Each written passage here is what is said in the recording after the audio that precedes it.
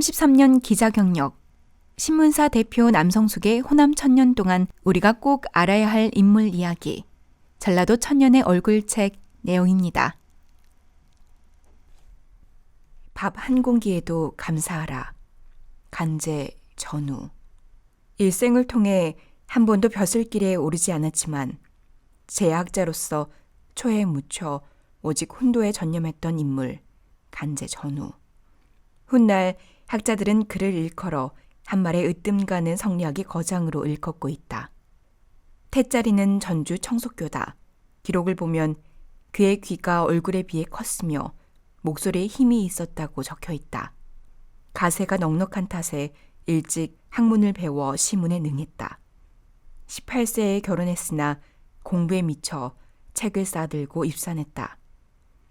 이때부터 심오한 고전을 탐닉하게 되어 시문의 일가를 이루었고 그의 명성은 널리 알려지게 되었다.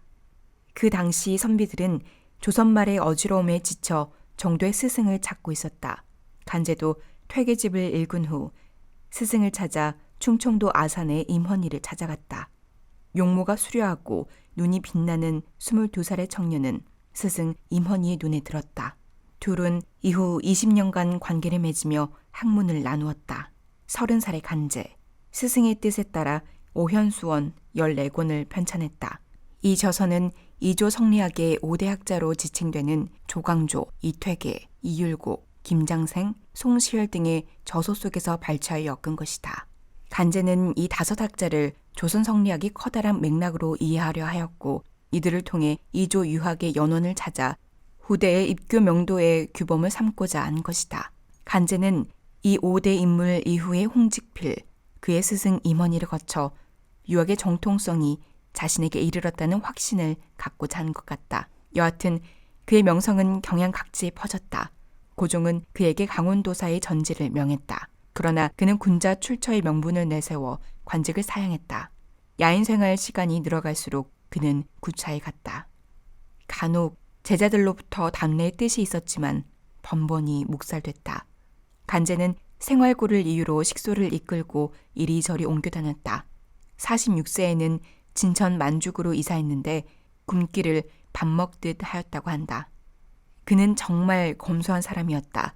입는 옷이란 게 항상 무명으로 짠 것이었고 끼니를 거를 정도였지만 자식과 제자들에게는 한 공기의 밥을 먹을 때라도 백성의 노고를 생각하고 하늘에 감사하라고 식시의 화엄을 지어 가르쳤다고 한다.